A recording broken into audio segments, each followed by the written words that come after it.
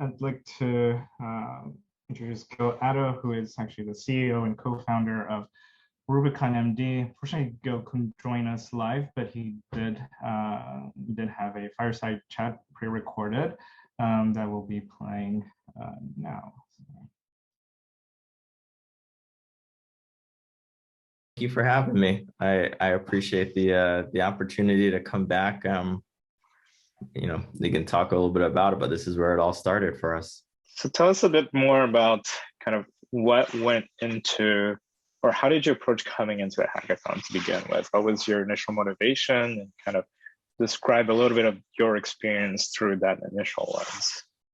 So just for context, so we're, Rubicon MD, we're an 8-year-old digital health platform on a mission to democratize access to medical expertise. And I entered the hackathon. I'll just set the context. I'm trying to get the exact dates right. I had just quit my job. I think I was probably still working, but I had just quit. And I was setting out on this entrepreneurial journey. Some of the folks I worked with, including my one of my office mates, while in my previous role, had told me about these hackathons, and specifically about MIT Hacking Medicine.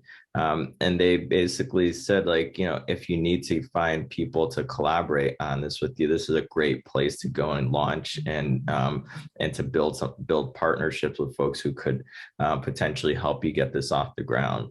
And so I applied. It was one of the folks fortunate to be able to join. And I approached it from the perspective of I was looking for people who would be interested eventually in starting something together with me. And so, but I was also looking for, validation, critique, and to advance the idea. So I came in somewhat with an open mind. I think also when you're starting a business, or even just interested in starting something, you don't really know where to start. You don't have a whole lot of structure. There aren't a ton of resources. And so this is a great place to just go in a pretty low cost way, learn and explore, and see if it sparks something that could be turned into something great. So that's kind of what I approached it with. If I'll be honest, I was looking also for somebody with technical expertise. My co-founder, Carlos, who I met there, doesn't have, technical expertise.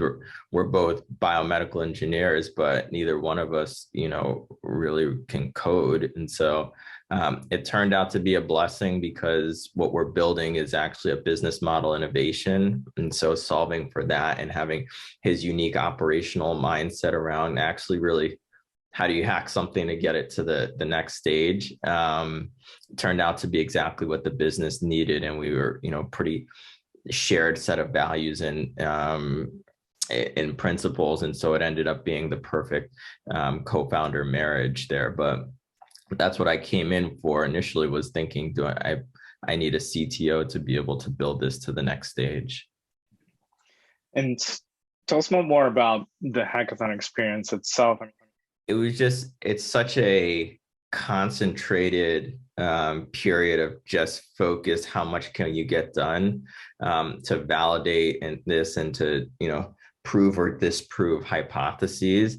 In that weekend, I'd say I made more progress towards this in my entrepreneurial journey than I had in the previous year. Now, that's not an exaggeration in the least bit. It was just such a focused experience.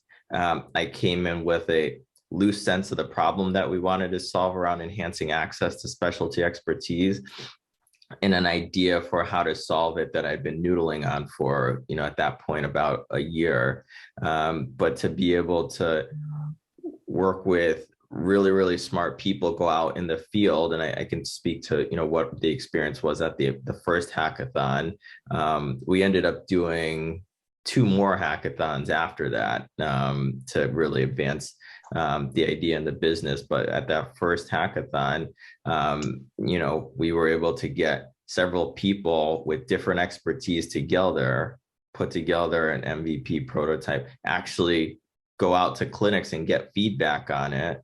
And then there were a number of mentors floating around who had different thoughts, perspectives. I remember I can actually see him. He ended up being on the staff at Hacking Medicine for a while, but I remember we were there and we were talking about it, and we initially talked to him about the interaction around primary care getting opinions, and we essentially said it's a Skype-like thing where the specialist gets kind of brought in virtually, and he was like, why does it need to be synchronous? And it was a good question. We didn't know the answer, and we started to think really hard, and then we just understood a little bit more about how important the specialist was as the most critical piece in the value chain. And so can you optimize around their time with a slightly different model? And so we pivoted to an asynchronous interaction, which the way it works, patients go to see the primary care clinician. The primary care clinician goes to Rubicon MD and gets opinions from a network of specialists across the country. And so it's like that type of like critical, pushing and questioning and support from a number of mentors. And there are some others there. Michael Barnett is somebody who didn't actually stay with, working with us, but was there from the very beginning and went on to have a really prolific career in academia. We've collaborated on different things in areas. So it's also the ecosystem and the folks that you're able to build the relationships with who help to grow the venture. Not everybody at the hackathon, went on to pursue an entrepreneurial venture. Most people didn't, but they all became, really good collaborators. They produced, they got the experience of learning.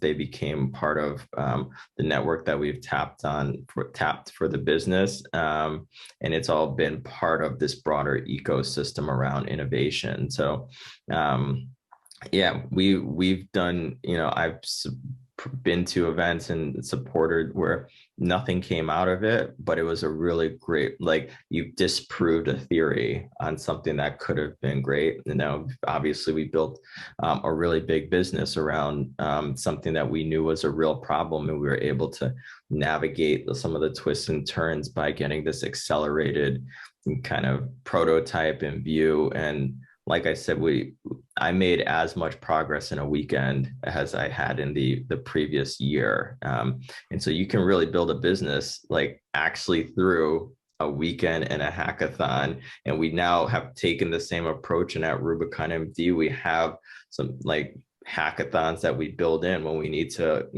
get to some decision, or we need to kind of get to some solution and learning. And it's a really, really productive way to just put a number of people and solve a problem really quickly. How much were you, it sounded like you were able to use a decent amount of it, but how much of that, those relationships developed at the hackathon or the ecosystem you were able to tap into through the MIT hackathon that you continued with, long after the hackathon itself? Yeah, there are a number of them that we've kept in touch with. The initial hackathon was was in Boston at MIT. We ended up moving and starting the company in New York. But those early relationships are, some of our closest friends and supporters, and people we've collaborated in different settings. Not all of them, but, I can say from one of the hackathons, there was a guy there who was also a classmate of my co-founder, Carlos, named Michael Poku. Michael ended up being one of our champions at the company that acquired us, Oak Street Health, that acquired us 2 weeks ago. And so that's 8 years later. And that was a relationship developed, at one of these early hackathons. And he helped and he thought through some of the ideas and the things around the business. didn't stay involved directly.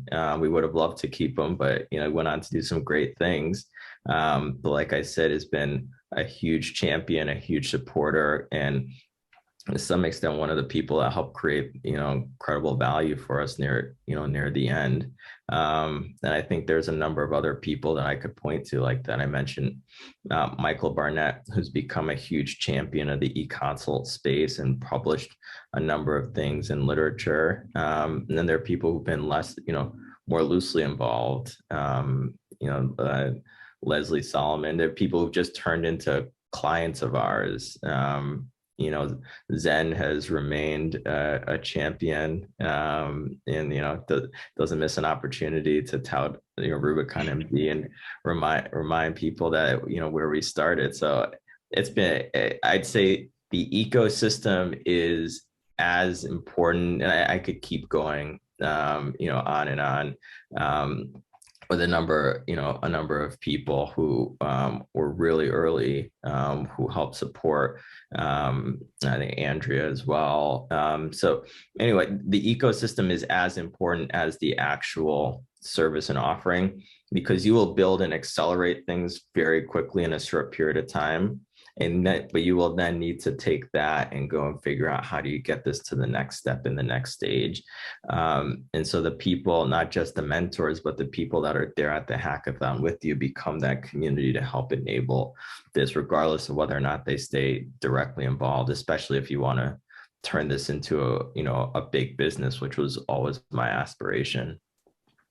So since we're kicking off into the Engineering Health Equity Hackathon, the health equity space in itself is even more complex than most of the things that we've targeted our hackathons towards in the past.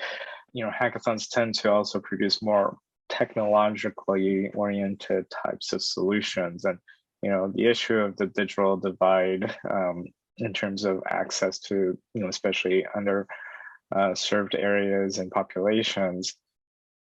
Any tips or advice on, especially given the work that Rubicon MD has done, is in terms of how participants should think about ensuring that, or self-checking that they're not introducing even broad, widening the inequity through technology development? Yeah, all the things we talk about around telehealth equity are about how do you provide things into the community that people will actually use. Like, I think the lessons that really should be the underpinnings of this hackathon is that if you build it, they will not come. Like, that is not truly the case in these underserved communities. And so I think what you said, the digital divide and not everybody having access, particularly in a lot of these underserved communities, is one key piece of it. My wife works at the Harlem Children's Zone, and they do a lot of work around how do you provide better broadband and access into Harlem specifically, but communities that have been underserved. And it's not a technology problem, it's a financial problem. And that's the first piece. The second piece is, how do you arm the people that actually support the communities? And so, yes, you can give, access to, a doctor in whatever, ivory tower, for lack of a better term. But there are people who serve these communities, who understand them, who are culturally competent, and work within them. How do you make sure those people are armed with the resources they need? And then the third piece is, how do you actually meet the community partners where they are, or meet people in the community where they are through community partners. And so, like I said, assuming people will come just because the app works is not, a real strategy. How do you, approximate community groups, churches, other resources, and folks who actually have direct ties into that community, and use those people as conduits to get the word out? I think one of the learnings of COVID is people don't trust the person on TV. They trust the person in their community that they have a close relationship with. And so I think technologists need to think not just about what's the tool and service, but how do you get it to people in a way that they will receive the information and actually use it. And then, like you said, making sure that, it works in a way that can be smartphone enabled, and that people will be able to use it even if they don't have necessarily access to computers and the like. So I think there are a lot of people who are thinking hard about these problems, but I'd say at the core, it's about understanding the community and the context. And that's probably, from a hackathon perspective, the most important thing you can do is to go and really understand who the people are that are going to use this and understand the context in which they're using it. Can I just say, first, kudos to you for doing this. I think it's incredible. And secondly, if I was going to say, like, the only thing, at least for me personally, the only thing that I think is a worthwhile, use of time to work on is things that are solving these problems right now. I'm oversimplifying. There are, other problems in the world, but like, this is where I'd want to be putting my brain power to. And these are things that will drive our healthcare system forward in a meaningful way. So first, kudos to you. And this is the stuff that people should be spending their time on. These events and this ability to work in a really, really short and contained time period to solve real problems can be powerful. And I think we are, as with the other groups that you can point to, we are one of the examples of what you can do in a weekend that can then have impact, that can address and solve problems for millions of lives. We covered over 10 million lives at this point, and so there's real impact that you can have just by focusing and working a weekend with the right set of minds who are interested and passionate about the same problems. So good luck, and I think there's nothing more noble than the work you guys are doing to really solve these problems. Great. So for those of you who don't know, so Rubicon MD was actually started out of a hackathon that MIT Hacking Medicine did back in 2013 now, and 8 years later now was just recently acquired by Oak Street Health for $130 million in cash plus another $60 million in stocks and cash based on performance. So it really shows you that something that started a hackathon weekend can have real meaningful impact, can have long-term success.